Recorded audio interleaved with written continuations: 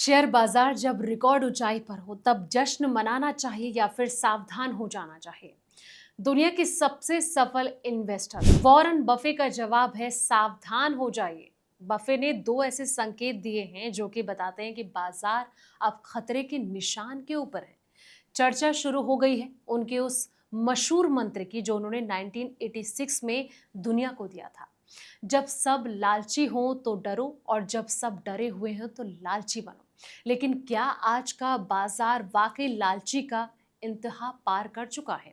क्या आपका पोर्टफोलियो इस आने वाले झटके के लिए तैयार है? आज हम डिकोड करेंगे दोस्तों बफे के रेड फ्लैग्स को। सावधान, वॉरेन बफे ने बजाई खतरे की घंटी। नमस्कार, मैं हूं आपके साथ संध्या बिष्ट और आप देख रहे हैं द इकोनॉमिक टाइम्स हिंदी। दोस्तों, अमेरिकी शेयर बाजार रिकॉर्ड हाई के करीब है। निवेशकों का उत्साह चरम पर दिख रहा है, लेकिन इसी माहौल में दुनिया के सबसे सफल निवेशकों में गिने जाने वाले वॉरेन बफेट ने ऐसा बयान दिया है जिसने बाजार में नई बहस को छेड़ दी है। बफे ने एक टीवी चैनल से बात करते हुए साफ कहा कि लोग निवेश नहीं कर रहे, जुआ खेल रहे हैं। उनका इशारा खास तौर पर तेजी से बढ़ रहे वन डे ऑप्शन ट्रेडिंग और साथ ही प्रिडिक्शन मार्केट की तरफ था। ये दो ऐसी चीजें हैं जिस पर बफे ने जो है चिंता जताई है दोस्तों। उन्होंने कहा कि बाजार में गैम्बलिंग मूड पहले भी इतनी ज्यादा जो है नहीं देखा गया था और बफे ने कहा कि अगर वन डे ऑप्शन खरीद रहे हैं या फिर बेच रहे हैं तो निवेश नहीं है, वो पूरी तरह जुआ है।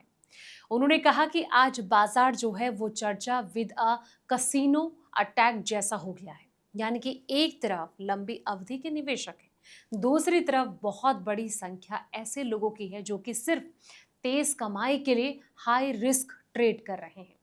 आइए जानते हैं इन दो रेड फ्लैग के बारे में कि आखिर वो कहना क्या चाह रहे हैं। सबसे पहला वन डे ऑप्शन, जिसे लेकर टेंशन में है वॉरेन बफेट। दोस्तों, वन डे ऑप्शन यानी कि ऐसे ऑप्शन कॉन्ट्रैक्ट जो कि उसी दिन एक्सपायर हो जाते हैं। इसमें लोग कुछ घंटों के भीतर बाजार ऊपर जाएगा या फिर नीचे, इस पर बड़ा दांव खेलते हैं।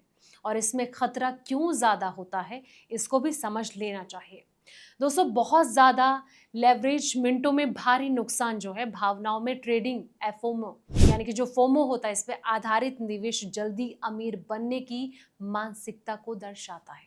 दूसरा जो है वो है प्रिडिक्शन मार्केट, उनकी दूसरी बड़ी टेंशन बनती जा रही है। ये ऐसे प्लेटफॉर्म है जहां लोग असली घटनाओं पर पैसे लगाते हैं, जैसे कि कहीं ना कहीं अगर समझा जाए तो चुनाव कौन जीतेगा, युद्ध होगा या फिर नहीं, किस नेता की गिरफ्तारी होगी और साथ ही कौन कंपनी दिवालिया होगी या फिर नहीं। 1986 का लेटर इसलिए ऐतिहासिक माना जा रहा है दोस्तों क्योंकि इसमें वॉरेन बफे ने सिर्फ कंपनी की कमाई की बात नहीं की, बल्कि पूरी निवेश की दुनिया की मानसिकता को समझाई थी।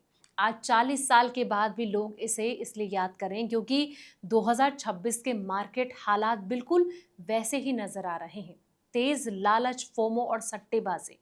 ये लेटर असल में फेयर वर्सेस ग्रीड यानी कि डर बनाम लालच की पूरी फिलॉसफी थी। ये जो लेटर है इसलिए भी काफ़ी ज़्यादा मशहूर हुआ क्योंकि बफे ने बहुत पहले ही चेतावनी दे दी थी दोस्तों कि कहीं ना कहीं स्टॉक कांट आउट परफॉर्म। और कहीं ना कहीं बिजनेसेस की अगर बात करें तो ये भी इनडिफाइन यानी कि अगर कंपनियों की जो असली कमाई है वो धीरे धीरे बढ़ रही है लेकिन शेयर जो है बहुत तेज़ी से भाग रहे हैं तो एक समय के बाद गिरावट आ सकती है। आज एआई और टेक शेयरों में तेजी देखने को मिल रही है। लोग जो है उसी लाइन को फिर से याद कर रहे हैं, लेकिन कहीं ना कहीं उन्होंने ये भी साफ कर दिया है कि मार्केट में अभी जो डर है वो नहीं बल्कि सिर्फ एक्साइटमेंट है।